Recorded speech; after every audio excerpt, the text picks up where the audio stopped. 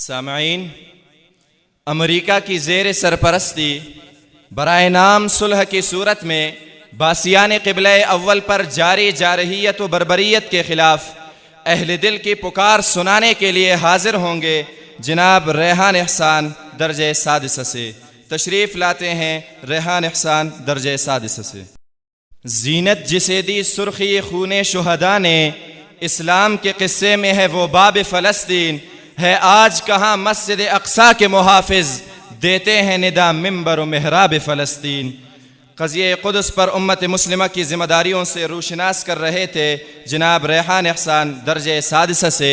बादज़ा दीन के अज़ीमुश्शान क़िले दीनी मदारिस की अहमियत व किरदार के हवाले से इजहार माफ़ी ज़मीर के लिए दावत देने जा रहा हूँ जनाब सनाउल्लाह दर्जे सानिया वाले को कि वो दीनी मदारिस की तर्जुमानी के लिए स्टेज पे तशरीफ़ लाएँ। जनाब सनाउल्लाह दीनी मदारिस की तर्जुमानी फरमा रहे थे जनाब सनाउल्लाह दर्जे सानिया से।